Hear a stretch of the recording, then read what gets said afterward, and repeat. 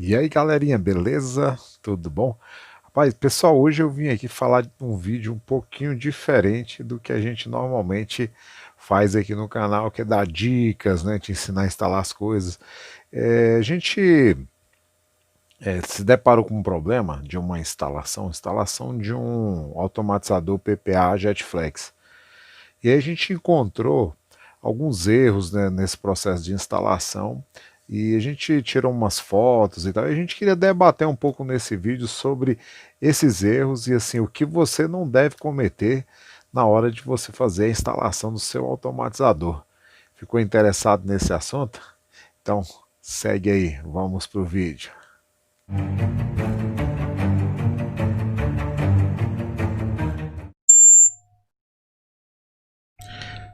Então vamos lá, né? Pessoal, olha só. Por que eu resolvi falar sobre esse assunto aqui?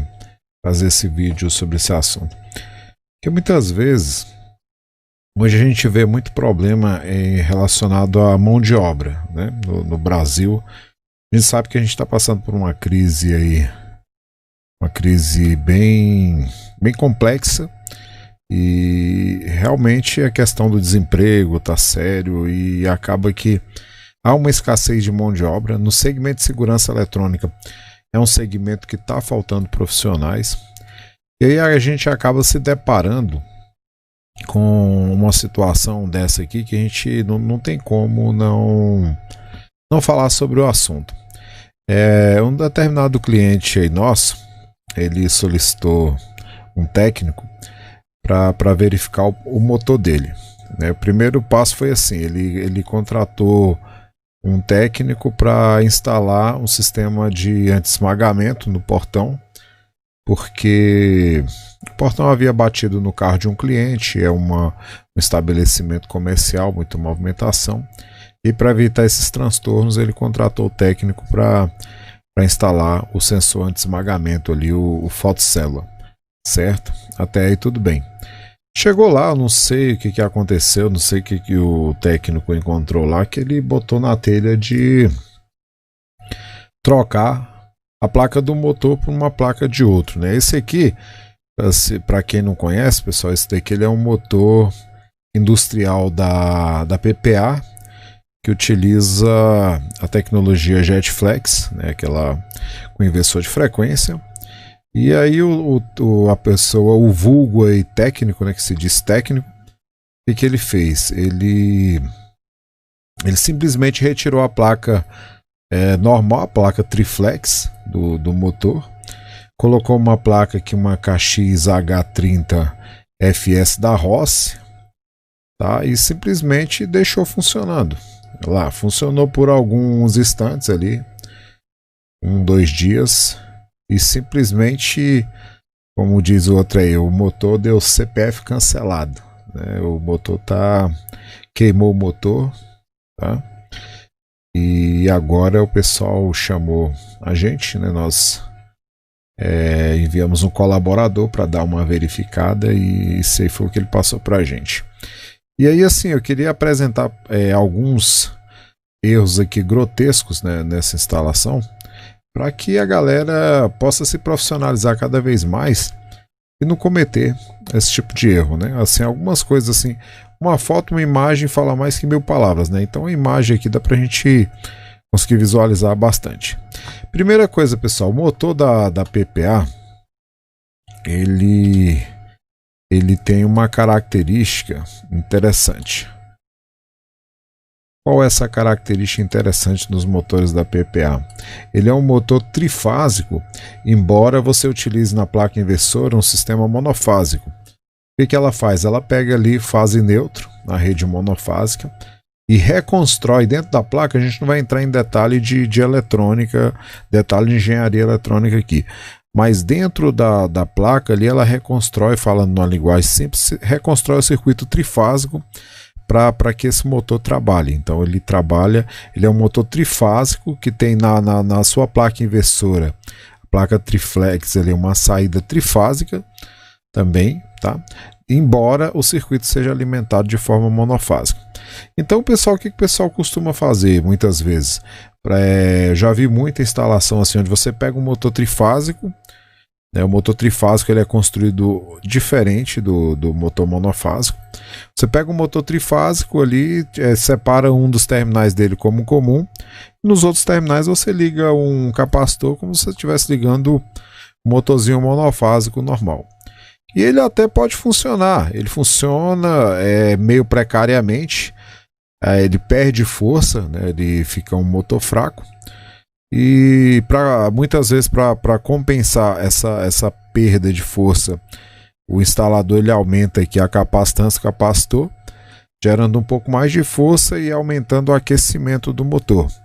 Dentro desse ciclo vicioso de trabalho forçado, né, e aquecimento, infelizmente você acaba perdendo a máquina. Foi o que aconteceu com esse cliente. Ele não perdeu a máquina dele completamente, porque assim, ela é uma maquininha que está semi-nova, não tem, pelo aspecto aqui, você vê que ela ainda está toda seladinha aqui pela PPA, né? Tá vendo? Tem até a etiqueta aqui de fábrica, mas é a maquininha que você aqui, o que vai precisar ser feito? Tem que trocar aqui o estator da máquina, tem que retirar essa central da roça e colocar a central própria para ele, né, com o encoder e tudo certinho, como manda o figurino.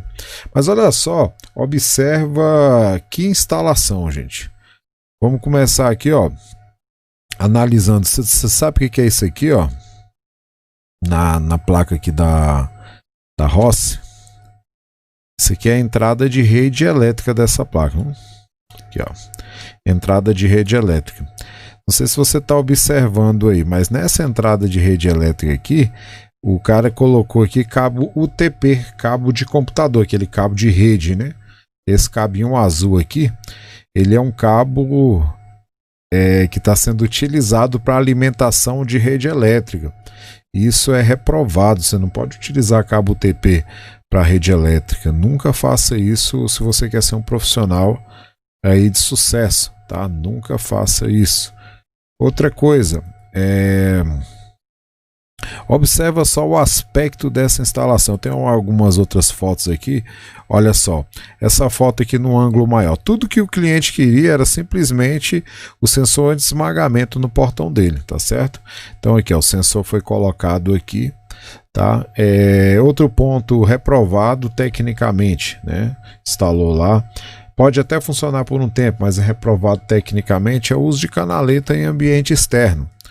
Porque a canaleta com o tempo ela resseca, ela entorta, ela vai quebrar, né?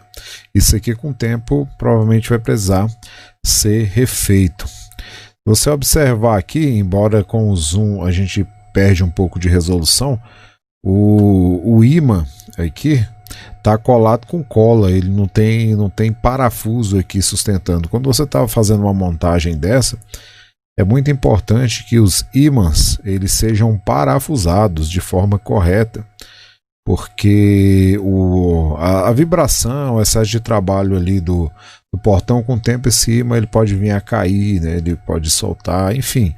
É um serviço, se tem aqui o espaço, se o engenheiro que projetou o equipamento ele deixou o espaço aqui previsto para o cidadão colocar um parafuso, é porque aquilo ali é para colocar um parafuso, tá certo? Então outra coisa aqui, é que nós temos aqui um sensor anti-esmagamento e do outro lado aqui, no final desse portão onde tem o outro, né, alinhado com esse daqui. E o que acontece? Para a fiação ele levou aqui por dentro dessa caixa aqui, no outro lado oposto aqui ele colocou o TX, né, o transmissor. Aqui é o RX receptor, do outro lado ele colocou o TX. E olha só isso aqui, a fiação ele mandou aqui por fora e jogou dentro aqui. Olha só, essa tampa aqui, com o tempo, se alguém até começar a pisotear essa tampa, ela vai cortar esse cabo, tá certo? Esse aqui ele teria que ter colocado dentro de uma tubulaçãozinha, um copexzinho, um eletrodutozinho, né? Aqui dentro, tudo certinho, ter organizado essas fiações. Você vê que, né, é um negócio bem arcaico mesmo, tá certo? Então, pessoal, eu acho que é importante a gente ter um cuidado. Olha só isso. Você vê que aqui, ó, esse aqui é um cabo PP, da rede elétrica, provavelmente o cabo que o eletricista, quando fez o cabeamento do automatizador, deixou o cabo. Olha só o que o cidadão fez aqui. Ele pegou aqui um pazinho de cabo UTP, emendou aqui, ó. Se você observar aqui, ele emenda aqui, e aqui já tem uma segunda emenda, tá? Então aqui a emenda, aqui uma segunda emenda na ponta do cabo, quer dizer, duas emendas juntas, ainda utilizando um tipo de cabo que não tem nada a ver com o nosso tipo de instalação. Então, pessoal, vamos ter cuidado com isso aí. Faz um serviço bacana, nem que você cobre um pouco mais do seu cliente, mas entrega para ele um serviço de qualidade. Ele vai ficar satisfeito. Muitas vezes ele pode até chorar no preço, mas cobre ali o justo sem explorar, mas faça um serviço de qualidade. Não faz esse tipo de coisa não, porque isso acaba queimando você como profissional e queima todos os profissionais da área. Porque o que acontece? Os clientes, eles passam a achar que todo mundo é do mesmo jeito, né? Que está sendo que todo mundo está se aproximando para enganá-lo. Beleza, pessoal? Essa aí foi uma dica aí, né? É digamos assim, uma recomendação de não faça isso. Então, não faça isso, e se você se deparar com um tipo de instalação assim, tenta convencer o cliente aí de modificar, tentar corrigir à medida do possível para ficar melhor do que isso. Beleza, pessoal? Valeu, espero ter contribuído aí com esse vídeo.